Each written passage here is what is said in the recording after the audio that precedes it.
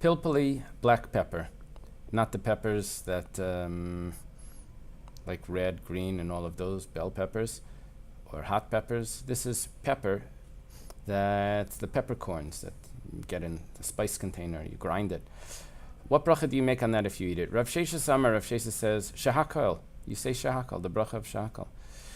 Rava Amar, Rava says, like klum, you don't make a bracha on it. As you can imagine, it doesn't seem to be edible plain.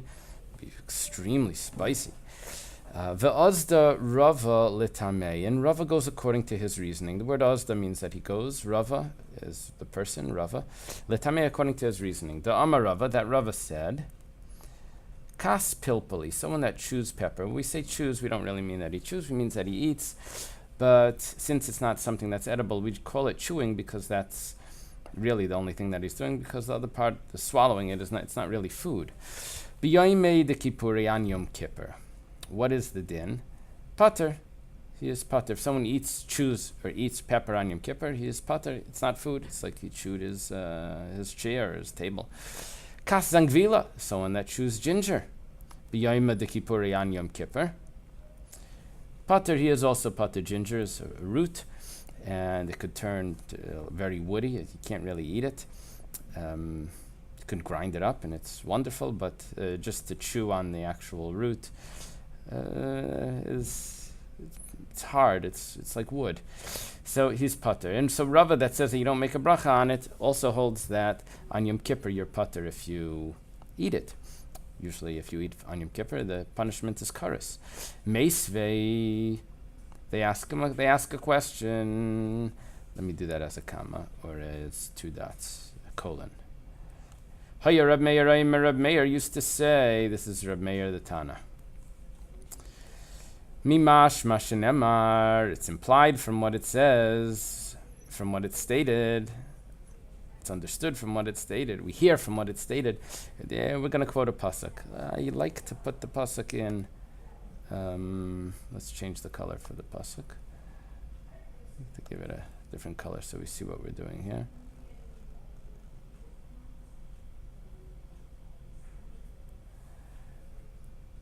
Okay. I should have kept that. Let's go back to this. And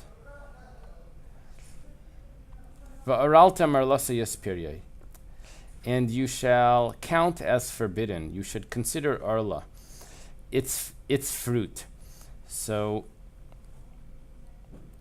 based on what the pasuk says, on the understanding of the pasuk, Eini yodeya, do I not know she'etz Michael, who that it is a fruit tree? Let's do that as a question. Elama Talmud Laima, rather, what is it coming to teach? What is the teaching saying? When it says, I need put in another pasuk here. When it says,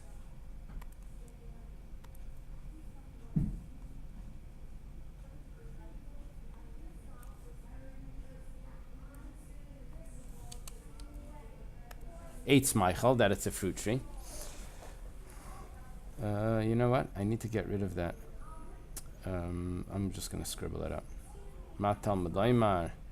The question mark goes here. Matal Medlaimar Eitz Michael. What's it coming to teach us when it says Eitz Michael? Lahavi. It's coming to include. Let's do that as a comma. To bring or to include Eitz, a tree. Let's do that as a comma.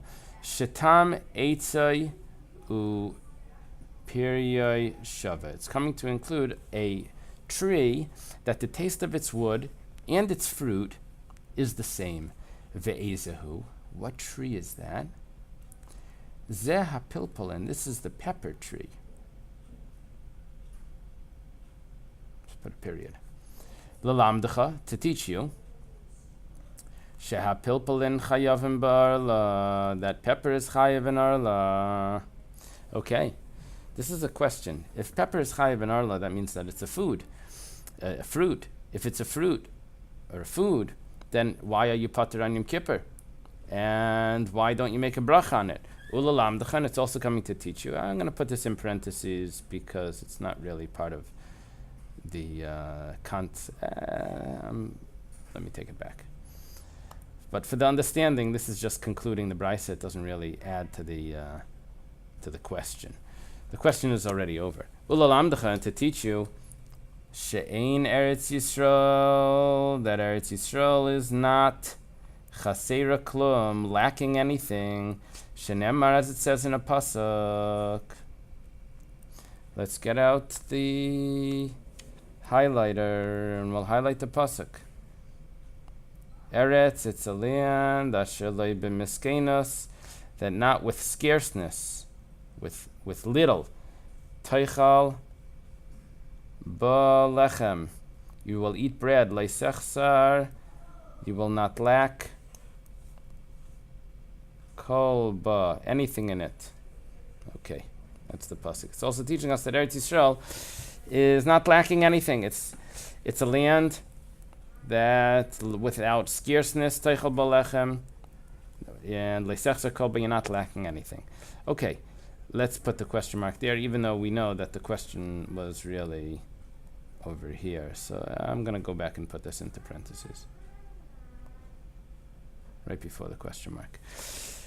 So the question is, why is it chayiv in orla if it's not a food? The Gemara says, like kasha. It's not a question. Ha biritivta. This is when it's juicy. Ha biyabeshta. This is when it's dry. We're talking about black pepper. That if it's, I called it black. Really, it's probably red when it's juicy. But when it's dry, then it's not considered a food. When it's wet, then you can still eat it, and it's chayiv and arla. And if you eat it on Yom Kippur, you're in trouble, and you probably have to make a bracha on it. Let's assume that the bracha would be ha'it, since it's a fruit, and it's chayiv and arla. But that may be not accurate. Okay, Amri lei, they said to him, now I have to take that comma out because who said and who's to him? Rabbanan le Mereimar. The Rabbanan said to Mereimar. So Amri le Rabbanan le Mereimar means that the Rabbanan said to Mereimar. Amri includes the they, and le is the him, but we actually know who they are, so you can say the Rabbanan said to him, to Mereimar. Kas zangvila, someone that chews ginger. B'yoyma de Kippurei, on Yom Kippur, pater is pater. Okay, I heard that before. I believe that was a statement that we had from Rava. The Gemara now asks, well, actually, it's the Rabbanan asking Mereimar, V'ha amar Rava, but Rava says, V'ha could mean but or this, and here it means but. And but Rava says, Hai himalta, this sort of preserved sort of ginger. The asya mebei handuye, that comes from Ethiopia. It sounds more like India. Some translators India, but Rashi says it's Ethiopia. So it's preserved. And the halacha is that it's sharia, it's permissible. I'll put a comma there. Umavarchen aleha, and you bless on it. Bari pri hadama, you make a bari pri hadama. So let's get our question clear. What do we mean that it's permissible? Well, it's a problem because it's coming from a non-Jewish place. It could be it's cooked in a treifa pot. We say that's not a problem because it's we assume maybe that it's not cooked, or maybe it's the pots are nice and tam lefgam, or possibly doesn't explain why. There's another problem of bishul akum, that if it's cooked by a non-Jew, then it's forbidden. So the answer to that would be either it's not fit for a king's table, and then bishul akum doesn't apply, or the other answer, which I believe the Gemara is using here, is that it's edible it's edible raw. Edible raw. Ginger is edible raw, and that's why it's permissible, and you don't have a problem of bishul akum. Now you've created a problem that why are you pater on Yom Kippur when you eat it raw? Maybe you could answer there's a difference between raw and cooked. That cooked would be edible, raw would not. That can't be. It's permissible clearly because of bishul akum means that it's edible raw. And we also make on it a bari pri hadama. Why are you pater on Yom Kippur?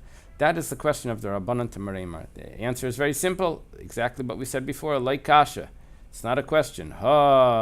This when we said that it's permissible and it's bari pri hadama, that's biritivta, that's when it's juicy.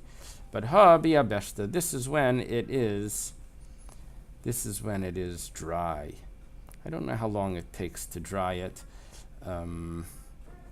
It seems when it comes out as a root, it seems like it's already pretty strong, but nevertheless, maybe at the early stages of its growth, possibly it's softer. Okay,